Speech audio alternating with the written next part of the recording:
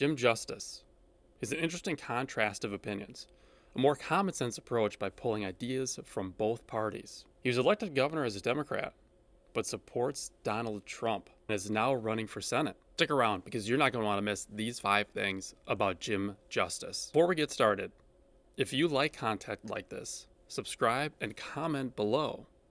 This is what is going to allow me to continue to provide you with interesting information. Number 5.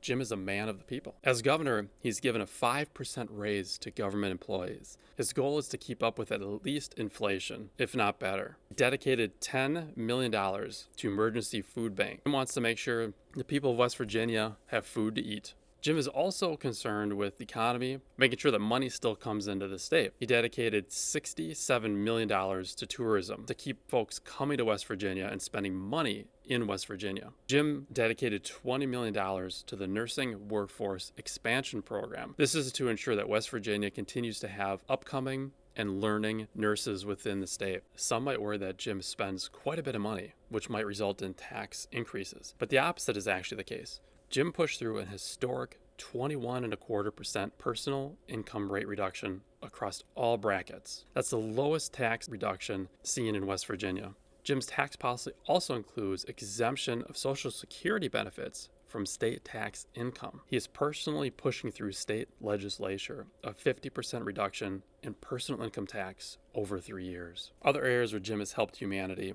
when you look at West Virginia, it is the worst in the country for opioid or painkiller addiction. Jim's solution: he's cut off the drug supply by dedicating $10 million to a program that heightens police presence in drug traffic areas and reduces production quotas of opioids and partnering with the DEA. He's also expanded treatment facilities and funding to local health departments to get treatment for people that are addicted, as well as providing people with naloxone. I probably mispronounced that, but it is an overdose reversal drug for opioids. And finally, he has set up statewide awareness campaigns for how problematic opioid addiction is. Number 4, Jim is brash and can be entertaining at times. On the flip side, Jim isn't all business.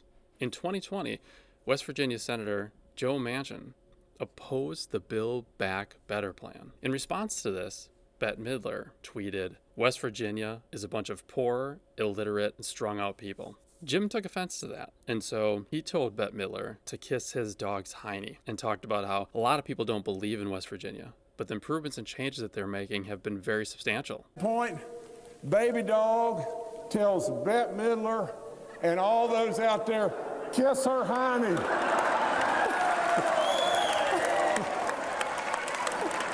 Number 3, Jim's history and digging into his coal mining business. Now don't worry, I'll come back to the part about a Democrat supporting Trump. But first, let's dig a little bit deeper into Jim's history. In 1993, Jim took over the family business, Bluestone Industries, a coal mining company that his father started in 1970. In 2009, he sold it for $600 million. Being the smart businessman that he is, as there was a downturn in coal, in 2015, he bought a significant portion of the assets back for only $5 million.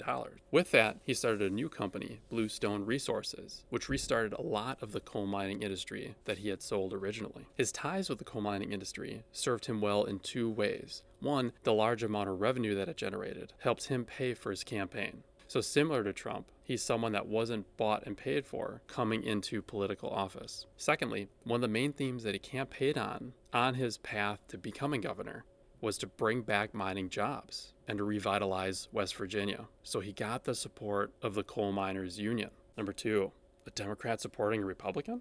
I mentioned I'd come back to a Democrat supporting Trump. But before I give you that, don't forget to like and subscribe if you've enjoyed this content so far. This is really going to allow me to continue making these videos and producing high quality content for you. Okay, so back to the good part.